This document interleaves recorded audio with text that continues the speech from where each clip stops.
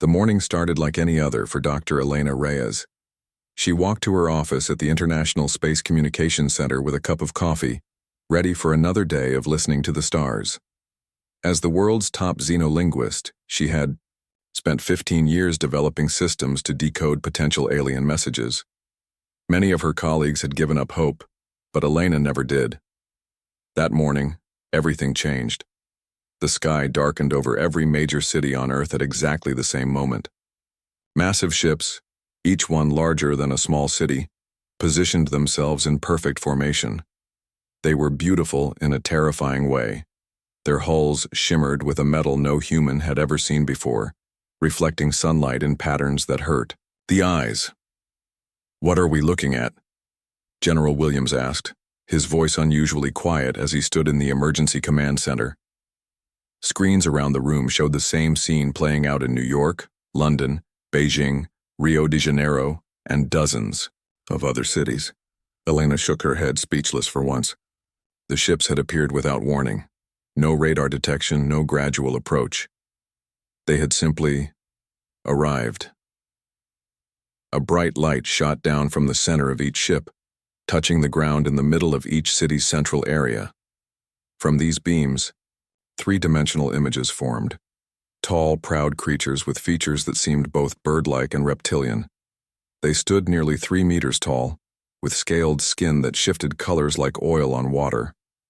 Their eyes were large and intelligent, set in faces framed by feathered crests. The largest of these projections appeared in front of the United Nations building in New York. This creature wore armor covered in glittering crystals that pulsed with inner light. When it spoke, its voice boomed across the planet, somehow understandable to everyone regardless of language. "People of Earth, I am Commander Zathkor of the Velrathi Empire. Your world is now under our protection and authority. We claim this system as the newest addition to our domain, which spans 3 spiral arms and thousands of worlds." Screens in the command center showed people in the streets falling to their knees, some praying, others simply overcome with fear. "Resistance is not advised," Zathkor continued. "It would result in unnecessary suffering. Your civilization has reached the threshold of our interest. We offer you a place within our grand design." Elena was rushed to the United Nations emergency session, where world leaders gathered in panic. As the alien message repeated across the globe, she worked frantically at her computer, analyzing the speech patterns and the strange way the translation seemed to reach directly into people's minds. "What are they saying that they're not actually saying?" the Secretary General asked. "There's something off about the translation," Elena replied, her fingers flying across her keyboard. "The syntax contains embedded meaning beyond the words themselves. I think they're using some kind of technology to make their message seem more absolute than it is." While the world's military forces went on high alert, Elena discovered patterns in the alien communication that reminded her of something she had studied years ago: the way colonial powers used language to establish dominance over indigenous populations.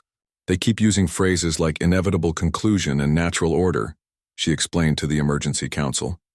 "But the subtext suggests they're actually concerned about something. They're trying too hard to project strength. The Velrathi ultimatum was simple. Earth would surrender within 24 hours. Humans would continue their lives under Velrathi oversight. Resistance would result in orbital bombardment that would destroy all major infrastructure and return humanity to a pre-industrial state." As government leaders debated surrender terms, Elena convinced a small group of officials to let her try something different. She worked through the night identifying subtle vulnerabilities in the Velrathi communication system.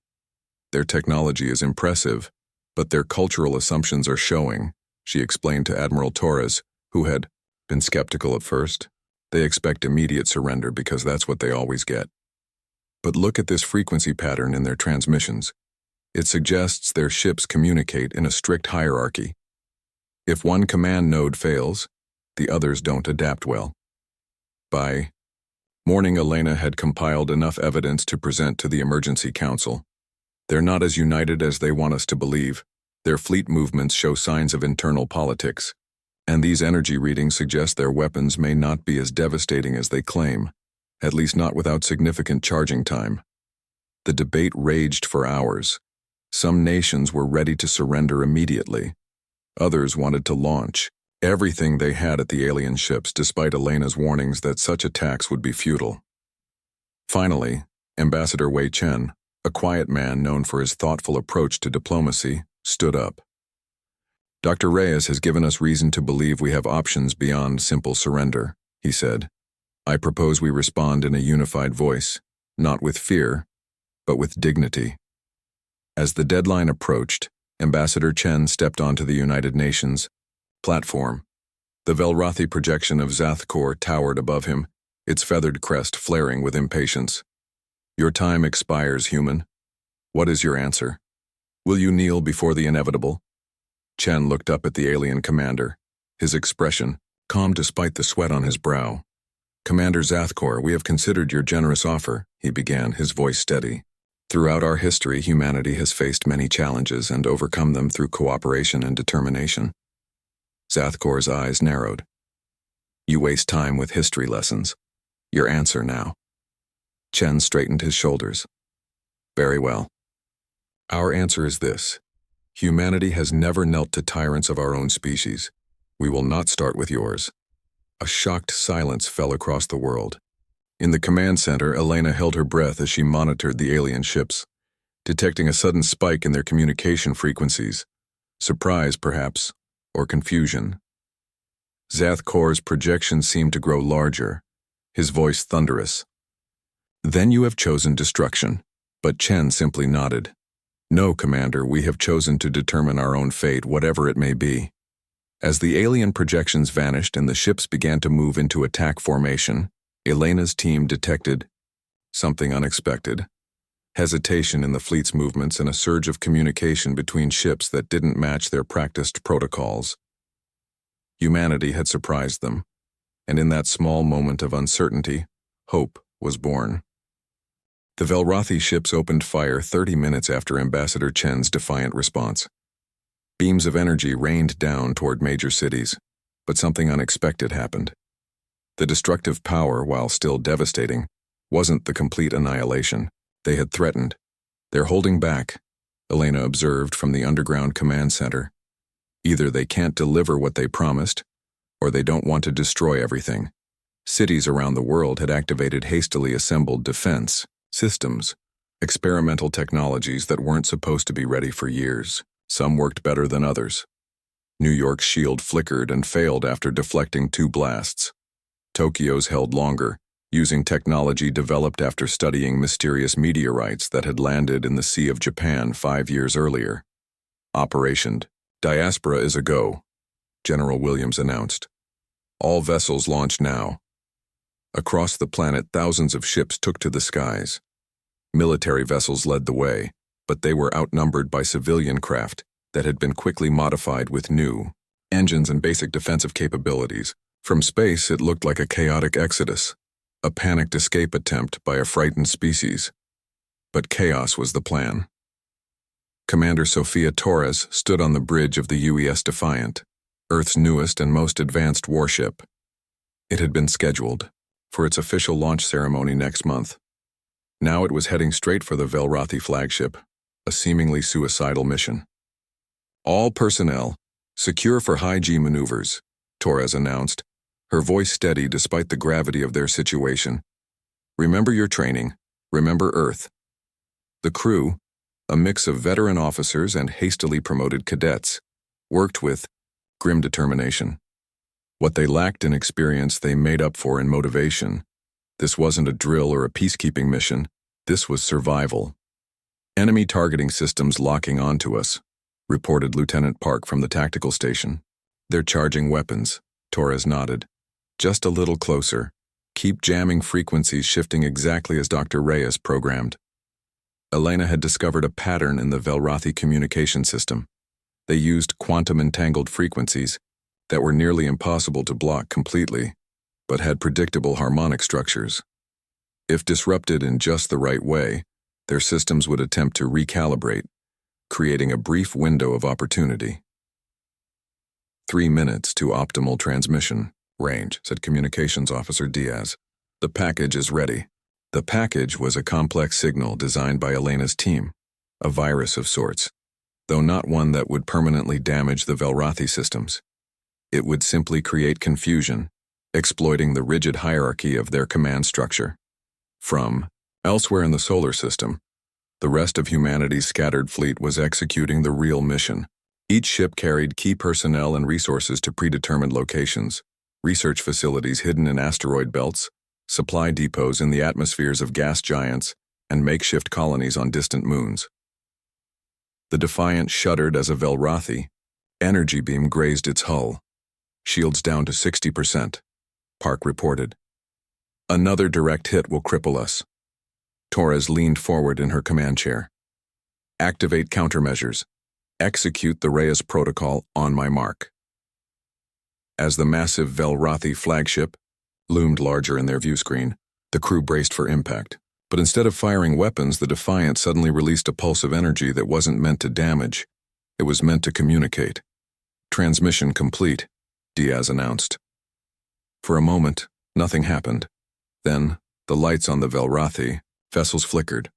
Their perfect formation wavered as ships momentarily lost synchronized movement. It worked. Diaz couldn't contain his excitement. Their command network is recalibrating. Torres didn't allow herself even a smile. Execute. Evasion pattern Delta, maximum thrust. The Defiant veered away from the Velrathi flagship, engines burning at dangerous levels as it accelerated beyond the enemy's immediate reach. Behind them, the alien armada's response was delayed by precious seconds, enough time for Torres's ship to disappear among the swarm of other Earth vessels scattering in all directions. Maintenance of radio silence begins now, Torres ordered as they cleared the combat zone. All ships will proceed to their designated safe harbors. The next phase of human history starts today. On the Velrathi flagship, Commander Zathkor raged at his subordinates. How did primitives manage to disrupt our command frequencies? Find them. Track every human vessel. But the Velrathi tracking systems, designed to monitor large fleet movements and planetary defenses, struggled to follow thousands of small ships moving in seemingly random patterns. Some appeared to be heading to Mars or Venus. Others dove toward Jupiter and Saturn. Many simply vanished using stealth technology that had been developed in secret by various nations over decades. They're escaping into the outer system, reported a nervous Velrathi officer. Our long-range scanners are having difficulty distinguishing between their ships and the natural debris. Zathkor's scaled skin darkened with anger, his feathered crest rising in aggression. They think they can run, they are merely delaying the inevitable. He turned to his command staff, his voice cold with fury. Secure the planet's surface. I want every major population center under our control. Find their leaders. What Zathkor didn't understand was that humanity had prepared for this possibility. Not well enough, not completely. The attack had come too soon for perfect execution of emergency plans, but key scientific and military personnel had been evacuated. Government leaders had been moved to secure locations or replaced with brave volunteers who resembled them. 6 months later, the Velrathi controlled Earth's major cities but faced a planet-wide insurgency unlike anything they had encountered in their 1,000-year history of conquest. Meanwhile, in the darkness of space, humanity was adapting, learning, and preparing to fight back. On an asteroid base hidden in the shadow of Jupiter, Commander Torres met with the leaders of humanity's new government in exile. The Velrathi are searching the system, but they're stretched thin, she reported. They expected us to surrender after the initial attack, not scatter to the stars. Elena Reyes, now head of the newly formed Shadow Intelligence Division, displayed the information her team had gathered. They're following conquest protocols designed for planetary civilizations. They have no experience with an enemy that abandons its homeworld rather than submit. How long until we can hit back? Asked one of the civilian leaders. Torres shared a look with Elena before answering. We're not just running or hiding. Every ship that escaped is part of the plan. We're studying their technology, testing their weaknesses, and building our strength.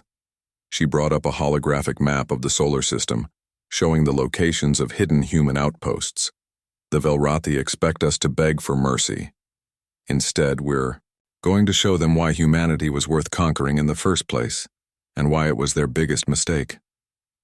5 years passed since the day the Velrothi appeared in Earth's skies. For those who remained on the planet, life had changed dramatically.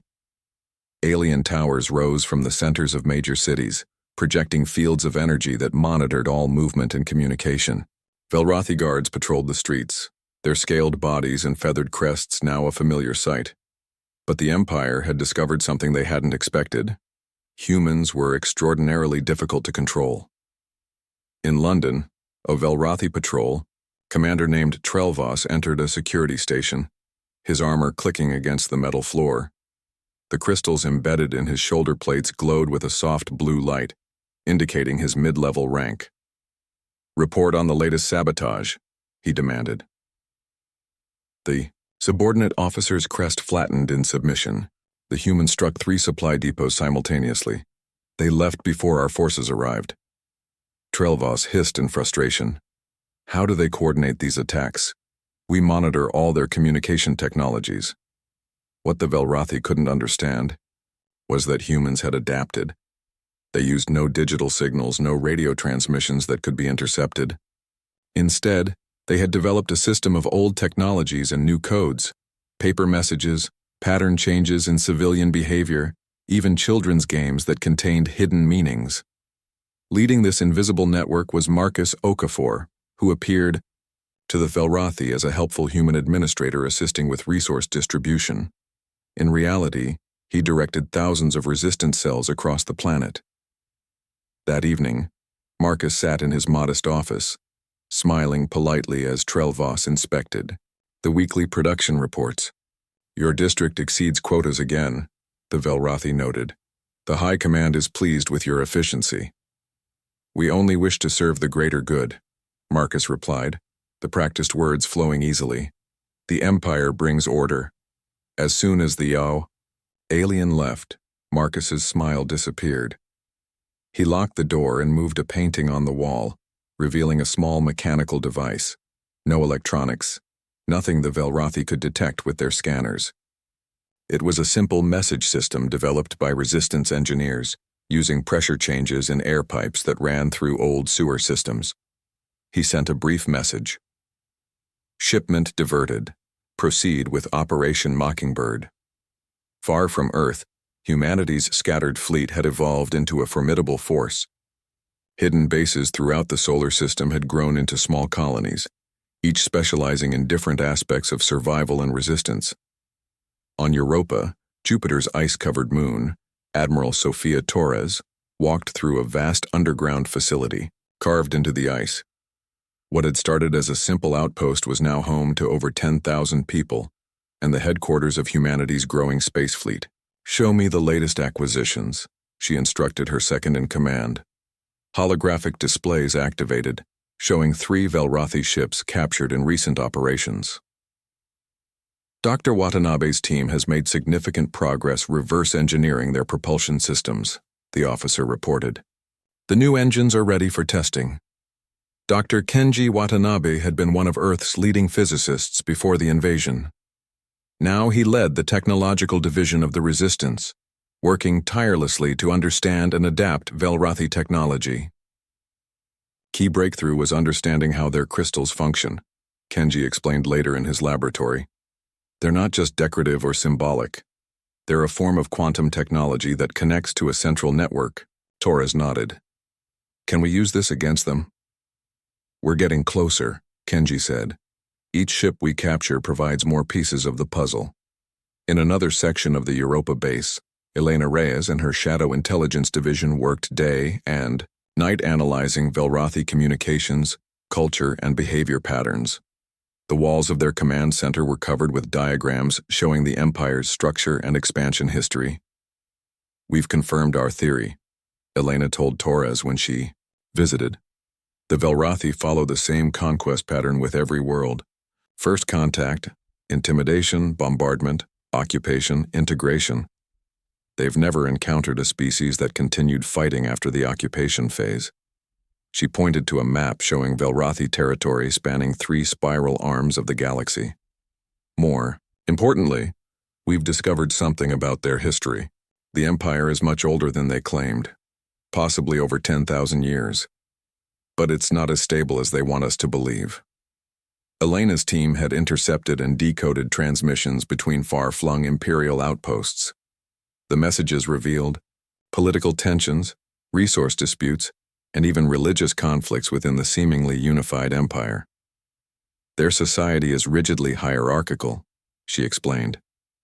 Every Velrathi's position is determined by birth and reinforced by the crystal technology embedded in their armor and ships. The crystals aren't just technology, they're control mechanisms. This discovery changed everything. The resistance had been fighting to survive, but now they began to see a path to victory. That night, Admiral Torres, Elena Reyes, and representatives from the other human colonies held a secure meeting to discuss their findings. The crystal network is their greatest strength and their greatest weakness, Elena explained. It allows instantaneous communication and coordination across vast distances, but it also binds their entire society into a rigid structure that cannot easily adapt. How do we use this against them? Asked the representative from the Mars colony. Torres smiled grimly. We've been avoiding direct confrontation, striking quickly and disappearing. That strategy has kept us alive. But now it's time to do more than survive. It's time to hurt them. She activated a holographic display showing a distant location in the Kuiper Belt, beyond Neptune's orbit. Our scouts have located something significant, a Velrathi temple factory. They manufacture their control crystals there. We believe it's one of only 5 such facilities in this sector of the galaxy. The plan they developed was daring. Using captured Velrathi ships modified to appear as regular Imperial vessels, a strike team would infiltrate the facility, gather intelligence, and if possible sabotage the crystal production. As the meeting concluded, a message arrived from Marcus Okafor on Earth. Elena decoded it quickly, her expression growing serious. The Velrathi are planning something big. They're bringing in special equipment to major cities, something they call Phase 2 integration technology. What does that mean? Someone asked. Elena and Torres exchanged worried looks. Based on what we've learned about other conquered worlds, Elena said quietly, it means they're preparing to permanently bind humans to their control network. Torres stood, her decision made. We've been patient. We've been careful. But we can't wait any longer. Prepare all forces. Operation Phoenix begins now. Throughout the solar system, the scattered remnants of humanity prepared for their first major offensive against the Velrathi Empire. What had begun as a desperate fight for survival was about to become something more. The first real test of whether humans could actually win this war. And deep in the Kuiper Belt, unaware of what was coming, the Velrathi priests continued their ancient rituals, shaping crystals that glowed with power while chanting prayers to an emperor none of them had ever seen. 10 years after the Velrathi invasion, humanity was ready to move from defense to offense. In a hidden chamber deep beneath Europa's ice, Admiral Torres addressed the commanders of the Resistance fleet. Operation Phoenix begins in 24 hours, she announced. The room was silent as she activated a holographic display showing their target, the Velrathi temple factory floating in the distant Kuiper Belt. This mission is unlike anything we've attempted before. Success could change the course of this war. The plan was complex but elegant. 3 captured Velrathi vessels, repainted and modified to appear as regular Imperial supply ships, would approach the facility. They carried elite teams of human fighters and technicians trained specifically for this mission. Dr. Watanabe had prepared a special virus designed to infect the Velrathi's bio-quantum network. The virus won't destroy their system entirely, Kenji explained, his aging face serious beneath his white hair. That would alert them immediately. Instead, it introduces subtle errors into their communication, making their coordination less effective over time. Elena stepped forward. We've also made contact with a potential ally, a Velrathi religious dissident named Kelvan. This revelation caused murmurs of surprise. The idea of a Velrathi helping humans seemed impossible. Are we sure we can trust this alien? Asked Captain Rodriguez of the assault team. Elena nodded. Kelvan belongs to a small secret faction that believes the Empire has corrupted their ancient religion. They call themselves the True Path. According to our intelligence, he holds a position at the temple factory as a junior priest. The following day, the three disguised ships departed from Europa, taking a complex route to avoid detection. Admiral Torres remained at the command center, coordinating the operation, while Elena accompanied the mission to handle communications with their Velrathi ally. The journey took 2 weeks as they carefully navigated through the outer solar system. Finally, they approached the massive structure floating in the void. The temple factory was beautiful in a strange alien way, a series of crystalline domes and towers that glowed with inner light.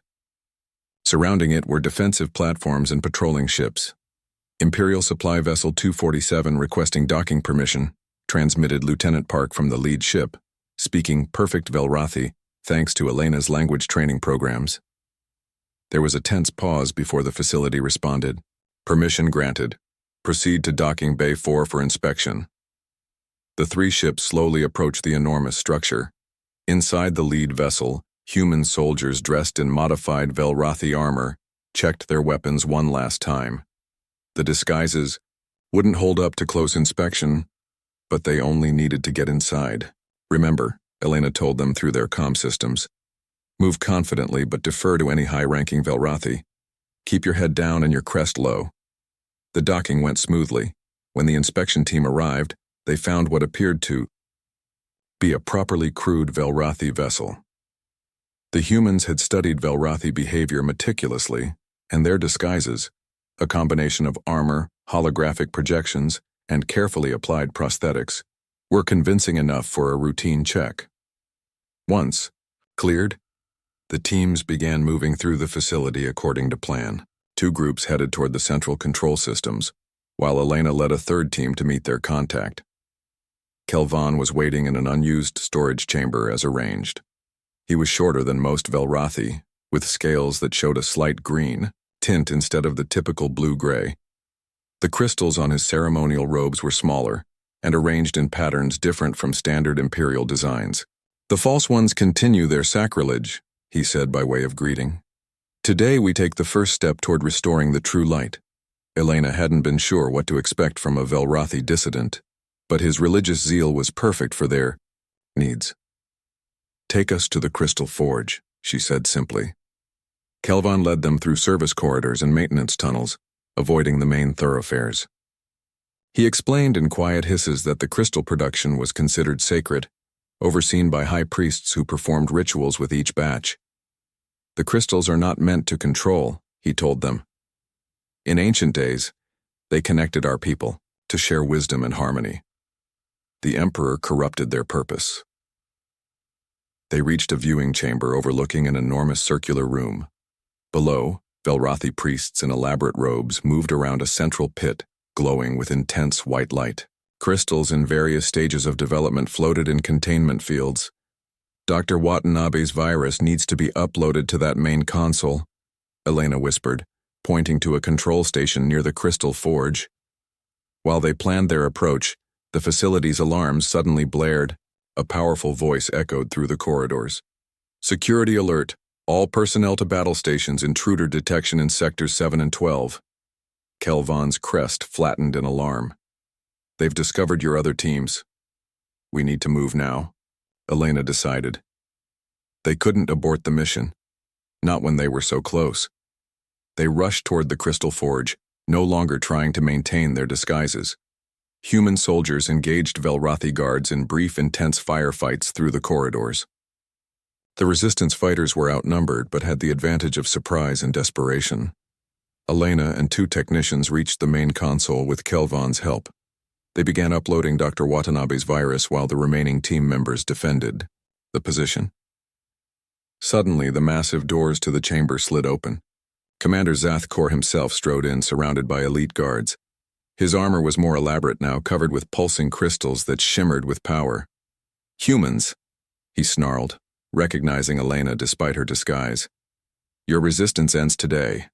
What happened next stunned everyone. Marcus Okafor stepped out from behind a column, his appearance drastically changed. Parts of his body had been augmented with Velrathi technology, and a small crystal was embedded in his forehead. "Hello, Commander," Marcus said, his voice strangely calm.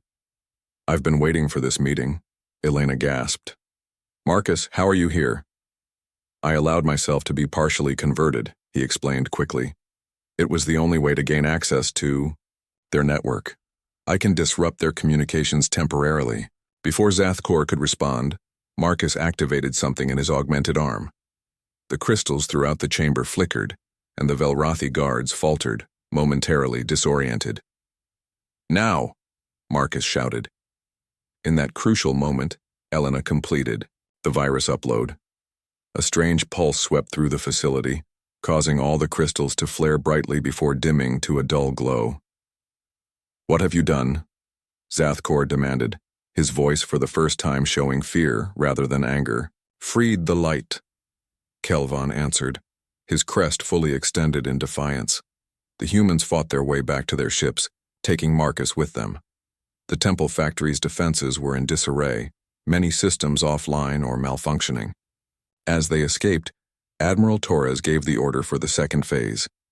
A small fleet of human warships emerged from hiding behind a cluster of Kuiper Belt objects, launching a coordinated attack on the facility's external defenses. Back on Europa, 2 weeks later, Elena, Torres, and Dr. Watanabe reviewed the mission's success. "The virus is spreading through their network," Kenji confirmed. "Reports from Earth show Velrathi control systems failing in multiple regions." "And Marcus?" Elena asked. Torres gestured to a medical bay where doctors were working to remove the Velrathi technology from Okafor's body. "He'll recover. His sacrifice has given us something invaluable, direct insight into how their control network functions. For the first time in 10 years, humanity had dealt a significant blow to the Velrathi Empire. The resistance was no longer just surviving, they were beginning to win." The success of Operation Phoenix changed everything. Once the virus infected the Velrathi control network, the effects spread far beyond the solar system. Reports began to arrive from distant corners of Imperial space. Rebellions were breaking out on other conquered worlds as the crystal technology that kept populations docile began to fail. Ambassador Wei Chen, who had delivered humanity's defiant response to the Velrathi on that first day, had been operating from a hidden diplomatic outpost on Titan, Saturn's largest moon. For 15 years, he had worked tirelessly to establish contact with other subjugated species throughout the Empire. "The Lithori have officially joined our cause," he announced to the Leadership Council 6 months after Operation Phoenix. The old diplomat had aged considerably, but his eyes still shone with determination. "Their crystalline biology makes them naturally resistant to Velrathi control. They've been waiting for an opportunity like this for centuries." Admiral Torres nodded with satisfaction. "What can they contribute?" "They have a unique form of faster-than-light communication," Chen explained. "It will allow us to coordinate with resistance forces across multiple star systems in real time." This was just the beginning. As the Velrathi struggled to contain the damage to their network, more alien species started reaching out to humanity. The gaseous Vuan, whose cloud-like bodies could infiltrate almost any facility. The insectoid Kethra, masters of rapid manufacturing who could produce weapons and ships at astonishing speeds. Each species brought unique abilities and resources to what became known as the Liberation Concordat. On Earth, the Velrathi occupation was crumbling. Marcus Okafor, now recovered from his ordeal and free of alien technology, coordinated a planet-wide uprising. Cities fell one after another as the Velrathi struggled with malfunctioning equipment and broken communication links. In London, Commander Trelvas stared in disbelief as humans openly walked the streets, ignoring the curfew that had been in place for years.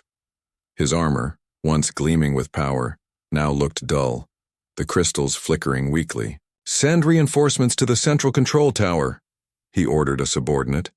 But the communication device returned only static. The door to his command center burst open. Marcus Okafor entered, flanked by resistance fighters. "Your reinforcements aren't coming, Commander," Marcus said calmly. "London is ours again, just like Paris, Cairo, and Bangkok. Your empire is losing its grip." In space, Admiral Torres led the Liberation Fleet on a carefully planned campaign.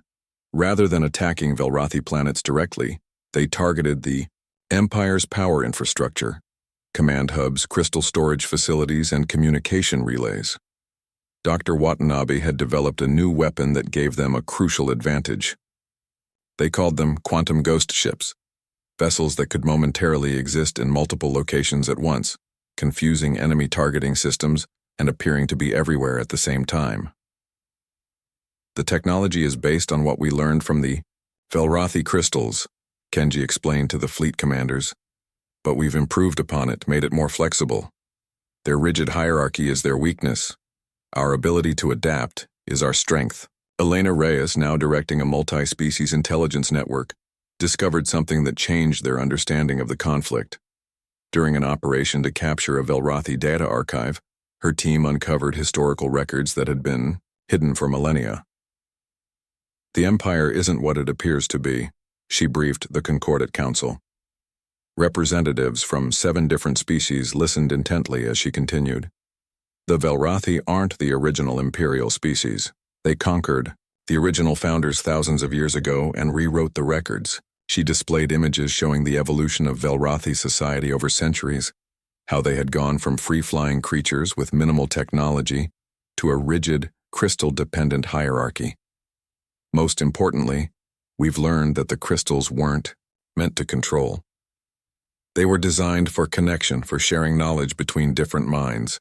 The Empire corrupted their purpose, turning a tool for understanding into a tool for domination. This revelation strengthened the Concordat's resolve. They weren't just fighting against an empire. They were fighting to restore freedom to dozens of species, including the Velrathi themselves. As the rebellion spread across imperial space, Commander Zathkor was recalled to the Velrathi homeworld. He stood before the Imperial Council, his once proud posture now stiff with tension. The humans continue to defy us, he reported. Worse, they've inspired others to join them. The virus they created has infected 30% of our network. The ECA high priest, ancient and covered in elaborate crystal formations, hissed in displeasure. How could primitives cause such damage? Your failure disgraces the Empire. They are not what we thought, Zathkor admitted reluctantly. They adapt quickly. They cooperate with other species easily.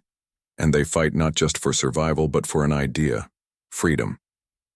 Ideas cannot stand against imperial might, declared the Grand General. We will crush this rebellion as we have crushed all others, but Zathkor had seen enough of human determination to doubt these confident words. And he was right to doubt. Within months, the Liberation Concordat had pushed deep into imperial territory. Each freed world added their resources to the resistance, creating unstoppable momentum. Species that had been enemies under imperial rule found common cause in fighting for their freedom.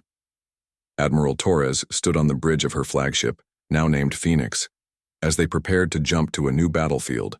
The ship was a hybrid of human ingenuity and alien technology, more advanced than anything the Velrathi could field.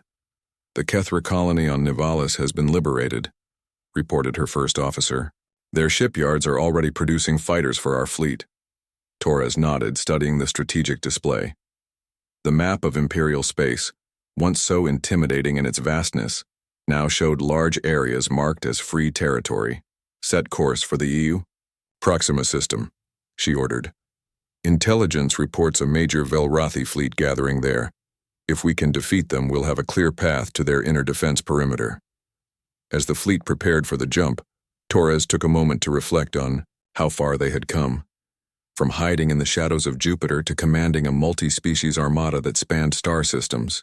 From fighting for mere survival to fighting for the freedom of an entire sector of the galaxy. The Phoenix jumped, its quantum engines flaring with power as it led hundreds of ships toward the next battle.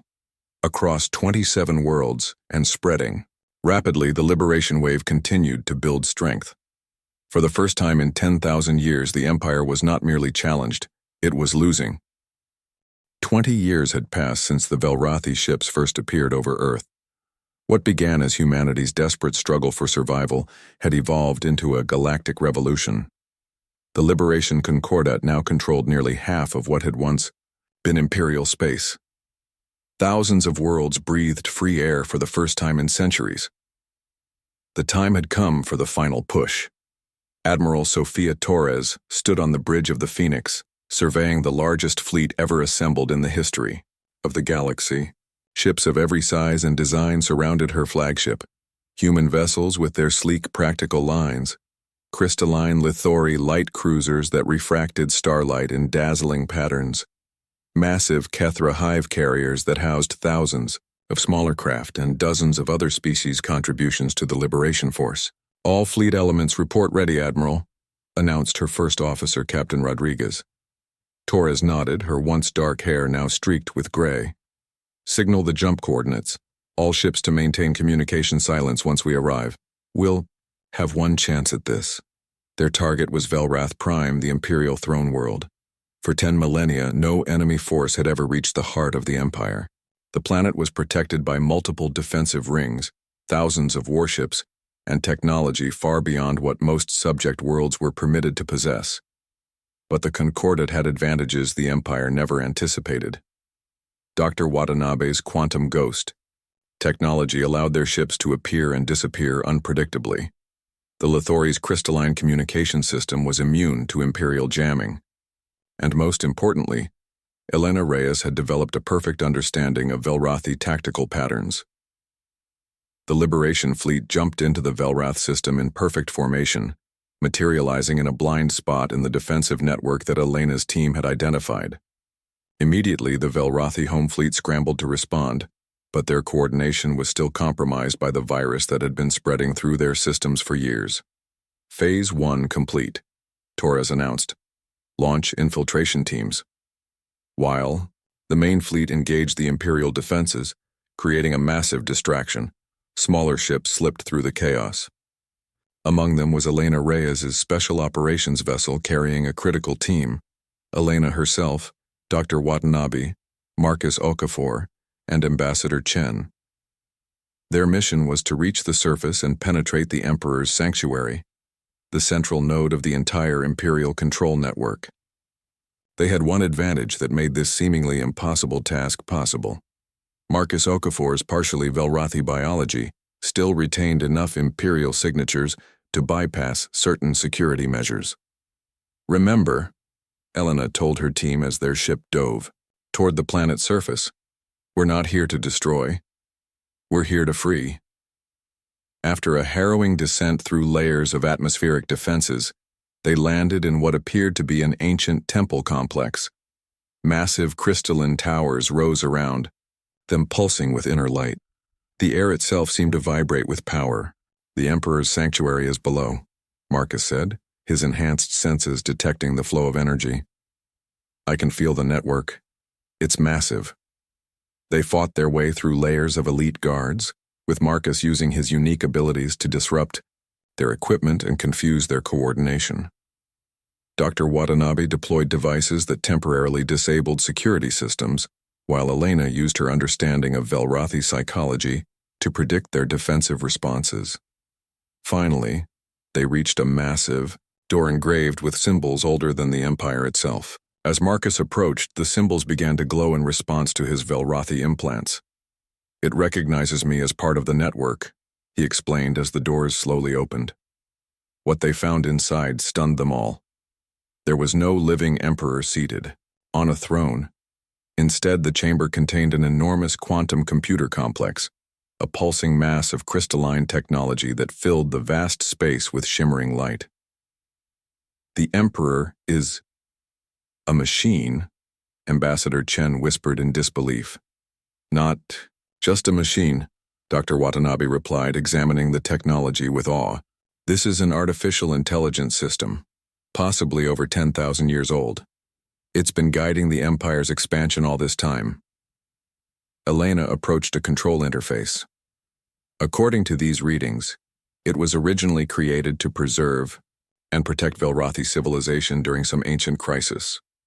Over time, it expanded its definition of protection to include controlling every aspect of their society and conquering other species.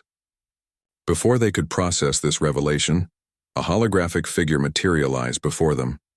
A Velrathi form larger and more magnificent than any they had seen. its virtual body adorned with countless glowing crystals. Humans, the Emperor AI, spoke, its voice resonating through their minds rather than their ears. I have been observing your species with great interest.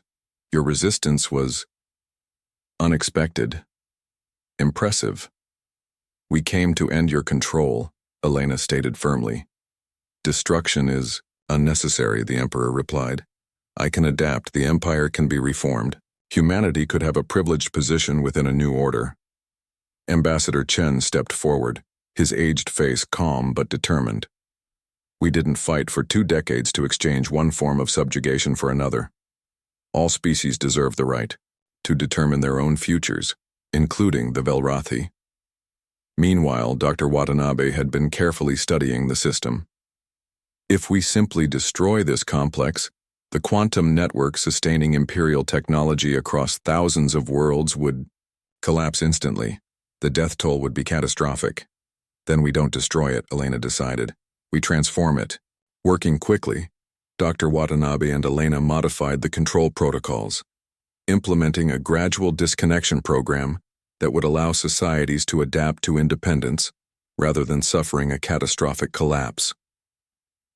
As they completed their work, Commander Zathkor burst into the chamber with a squad of elite guards, their armor damaged from fighting their way through the concordant forces that had secured the outer temple. Stop, he commanded. You cannot undo the work of millennia. But it was too late. The Emperor AI's form was already changing, its overwhelming presence fading as the control network began its transformation. This is not the end of your people, Zathkor, Elena told him. It's a new beginning. Freedom instead of control. For a moment, it seemed Zathkor would order his guards to fire. But then a familiar figure stepped from behind Elena, Kelvan, the Velrathi dissident who had helped them years before at the temple factory. He was accompanied by other Velrathi who had joined the Liberation Concordat. Brother, Kelvan said, his crest extending in a gesture of respect. The old ways are returning. The crystals will connect, not control. Join us in building something better than the Empire. The final battle for the galaxy wasn't decided by weapons but by this moment of choice. Zathkor, who had hunted humanity for 20 years, slowly lowered his weapon. 1 month later, representatives from over 100 species gathered in the transformed Imperial Palace. The massive chamber where the Emperor AI had once resided was now open to the sky, the crystal towers reconfigured into a circular meeting space. In the center of this new council chamber, Ambassador Wei Chen led a ceremony unlike any the galaxy had seen before. The crystalline symbols of imperial authority were ceremonially reduced to ash, representing the end of an era of domination and the beginning of something new. We stand here not as conquerors, Chen told the assembled delegates, but as equals. What we build in place of the Empire will be founded on cooperation, not subjugation, on diversity, not uniformity, on freedom, not fear. As the ceremony concluded, Admiral Torres stood with Elena, Marcus, and Dr. Watanabe, watching the ash from the ceremonial burning drift away on the breeze. Was it worth it? Torres asked quietly. All the sacrifices, all the years of fighting? Elena smiled, looking out at the representatives of dozens of species talking freely with one another. We refused to kneel, she said simply. And in doing so, we freed a galaxy. Throughout the stars on thousands of worlds, beings of every description looked up at their skies without fear for the first time in memory. The empire that had seemed eternal was now just ashes drifting in the cosmic wind. And humanity, once a small isolated species on a single world, had written their name in the history of the galaxy not as conquerors, but as liberators. The end.